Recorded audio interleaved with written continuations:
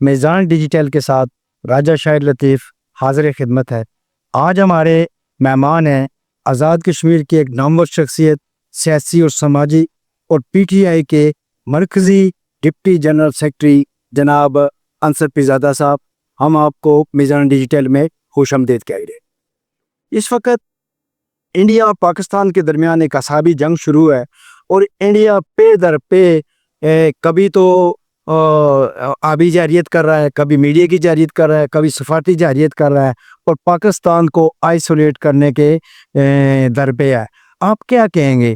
کیا پاکستان کی عوام، پاکستان کی حکومت اور افواج پاکستان اس کا مقابلہ کرنے کے لیے تیار ہے؟ جی، بسم اللہ الرحمن الرحیم۔ رائے شاہد صاحب، میں سب سے پہلے میزان ڈیجیٹل کا آپ کا بہت شکریہ ادا کرتا ہوں۔ آپ نے مجھے اس موضوع کے اوپر جو ہے نا آج یہ گفتگو ہماری جو ہو رہی ہے، میں سمجھتا ہوں کہ آج جو آپ نے بات کہی ہے یہ کوئی ایسی بات نہیں ہے۔ اسپیشلی میں آزاد کشمیر کے لیے کہوں گا اور پاکستان کے لیے کہوں گا۔ آزاد کشمیر نے 1,00,000 لوگوں کی جو ہے نا جی وہ شہداء کی قربانی دی ہے، اور اگر آپ 1947 سے اس وقت تک دے تو لاکھوں لوگوں کی شہادتیں جو ہے نا اس میں ہر شخص، مرد و زن، بچوں نے، بوڑھوں نے، کوئی عورتوں نے، اور کوئی ایسا شخص نہیں ہے، کوئی ایسا گھرانہ نہیں ہے جو اس سے نہ گزرا ہو، اس شہادت سے، اس رتبے سے نہ گزرا ہو۔ وہ چاہے ہمارے جوان ہو، وہ ہمارے بزرگ ہو، جیسے میں نے کہا وہ بالکل پچھلے ہم لوگ جو ہے 1998 سے لے کے ابھی تک ایک جنگ کی صورت عزم ہے۔ صحیح۔ اور اللہ کا شکر ہے کبھی آزاد کشمیر اور کشمیریوں نے کبھی بھی ان کے پاؤں میں لرزش نہیں آئی، نہ آئے گی انشاءاللہ تعالی۔ اس کی ایک وجہ ہے کہ میں سمجھتا ہوں کہ مجھے یہ اعزاز حاصل ہے، آپ کو اور مجھے، ہم جس خطے میں بیٹھے ہیں، ہم نے جو ہے بائی چوائس ہم پاکستانی ہیں، ہم نے پاکستان کے ساتھ بائی چوائس فیصلہ کیا۔ ہم کسی بٹوارے میں نہیں آئے، کسی اور بات میں نہیں آئے۔ کچھ اور لوگ ہیں جو میں سمجھتا ہوں کہ کشمیری ہر جگہ ہر وقت، وہ چاہے یوکے میں بیٹھا ہو، وہ چاہے امریکہ میں بیٹھا ہو، وہ چاہے کسی کونے میں، دنیا کے کسی کونے میں بیٹھا ہے، تو وہ پاکستان کے لیے اس کی آواز اسی طرح ہے کہ جیسے اپنے گھر کے لیے وہ صفِ اول کے اوپر کھڑا ہے۔ صحیح۔ اور دوسری جو بات اس کے ساتھ میں ریلیٹڈ آپ کی بات کرتے ہوئے آپ سے پھر اگلی آپ کی بات کی طرف میں جاؤں گا، میں آپ کو اس کی ایک مثال دیتا ہوں۔ آپ نے دیکھا پاکستان کے کونے کونے میں دہشت گردی کی انڈیا کی جال جو ہے انڈیا نے جو سازشیں کی ہے، وہ اس میں بلوچستان میں آپ دیکھ لیں، آج سرحد میں آپ دیکھ لیں، سندھ میں دیکھیں، پنجاب میں کی ہے۔ لیکن اللہ کا شکر ہے یہ مجھے اور آپ کو اور کشمیریوں کو اعزاز یہ حاصل ہے کہ یہاں پہ آزاد کشمیر کے اندر کسی ایک جگہ بھی آپ نے دیکھا کہ کوئی ایک کشمیری بھی بارڈر سے لے کے مظفر آباد کے کوالہ پل تک اور بمبر سے لے کے تاؤ بٹ تک کوئی ایک کشمیری کے اوپر یہ داغ نہیں لگا کہ وہ پاکستان کے خلاف بات۔ اس میں ہمیں فخر ہے۔ میں اور آپ جو آج یہاں بیٹھے، جو ہمارے جو کشمیری، ہم جو کشمیری بیٹھے ہیں، اس پہ میں سمجھتا ہوں کہ یہ ہمارے لیے بڑی اعزاز کی بات۔ اور اس کی دوسری پہلو میں اگر میں جاؤں، جیسے آپ نے کہا کہ جو جتنی بھی جارحیت اور یہ جو سارا سلسلہ، دیکھیں ہندوستان جو ہے وہ مودی کو یہ بات پتہ ہے، اور جو بات جنرل ضیاء الحق نے ایک زمانے میں کہی تھی، آپ کو یاد ہوگا، جو کرکٹ ڈپلومیسی کی صورت میں پاکستان نے یہ جو کھلونا رکھا ہے، یہ کھلونا کسی اور کس کام کے آنا ہے؟ جب مسلمان کو جو ہے نا وہ شہادت کے لیے ہر وقت تڑپ رہا ہے، مسلمان کہ مجھے شہید ہو، میں اور آپ مسجد میں بیٹھ کے ہم سارے لوگ، ہمارے بزرگ ہوں، ہمارے بچے ہوں، وہ دعائیں شہادت کے لیے مانگتے ہیں، تو ان کو کس بات کا ڈر ہے؟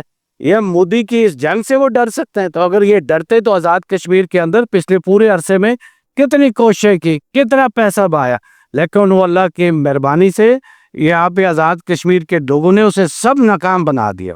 اور وہ جو نظریاتی تربیت ہے آزاد کشمیر کے اندر، یہ اس نظریاتی تربیت کا جو پچھلے عرصے سے اور جو لوگوں نے بائی چوائس پاکستان کی خواہش کی ہے، یہ اس کی بات ہے۔ اور انشاءاللہ تعالی یہ جو آبی جارحیت کر رہا ہے ہندوستان، ابھی اس نے نیل دن سے پانی بند رکھا، سٹور کیا، ہمارا دریا کا لیول نیچے رہا، اور آج اس نے ابھی جارحیت 23,000 کیوسک فٹ پانی۔ میں سمجھتا ہوں کہ یہ پاکستان نے پچھلے کئی عرصے سے پاکستان میں کئی کمزور حکومتیں آئی ہیں جن کی وجہ سے، ورنہ کشمیریوں نے تو یہ ڈیم ہی نہیں بننے دینا تھا، اس ڈیم کو اڑا دینا تھا۔ جو ڈیم انہوں نے بنایا ہے وہ بنانے کا مجاز ہی نہیں ہے، اس لیے کہ ہم ڈسپیوٹ میں بیٹھے ہیں۔ ابھی تک ہم کشمیریوں نے فیصلہ ہی نہیں کیا کہ ہم نے کس طرف جانا ہے۔ تو پھر جو میرے بھائی اس طرف بیٹھے وہ جو اس وقت وہاں پہ بیٹھے انہوں نے ابھی کوئی فیصلہ نہیں کیا. یہ ڈیم تو کسی وقت بھی ہندوستان کا قبرستان بن جائے گا اور اس کے لیے تمام کشمیری اس طرف میرے جو بھائی بیٹھے وہ آرزومند ہے اس کے لیے.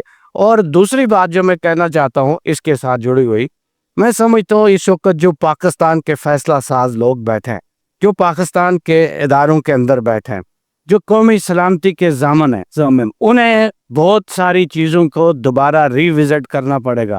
اس لیے کہ پاکستان کے اندر کوئی تقسیم کار نہیں ہونی چاہیے. پاکستان کی عوام کو دیکھیں، کشمیری جو ہے نا وہ پاکستانی قوم کے ساتھ کھڑا ہے، پاکستان کے ساتھ کھڑا ہے اور ہمارے قوم بھی کشمیری کے ساتھ کھڑا ہے. ٹھیک ہے کہ نہیں؟ وہ اس کی بے تحاشا مثال ہے.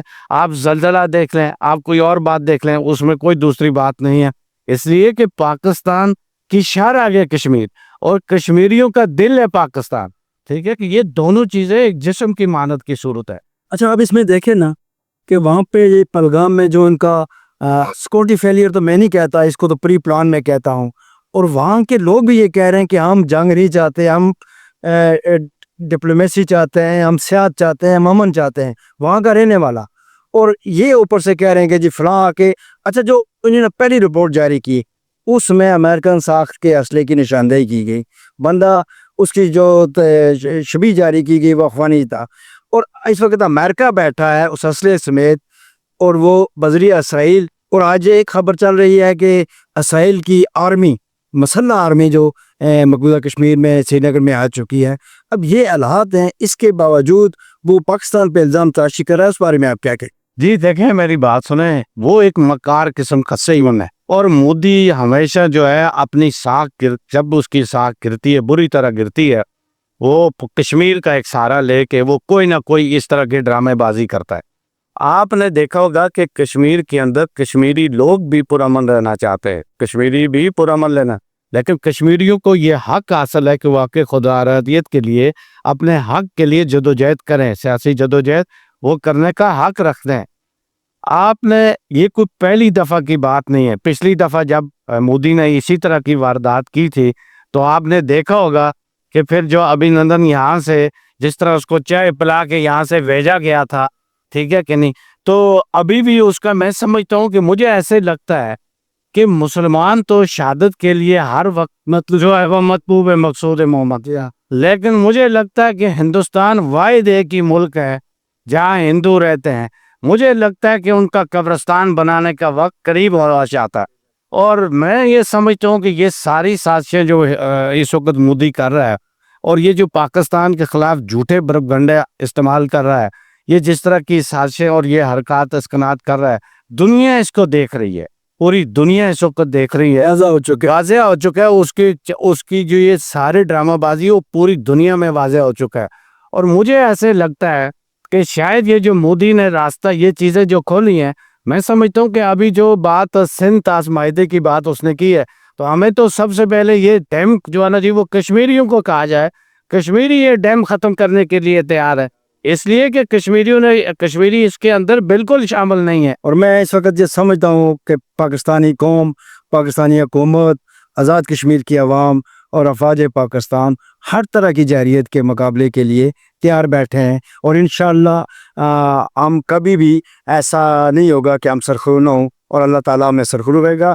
بہت شکریہ، آپ تشریف لائے، اپنے قیمتی وقت ہمیں دیا اور سیر اصل بحث بھی کی. تو آئندہ پھر کبھی کسی پروگرام میں آپ کے ساتھ دوبارہ بیٹھیں.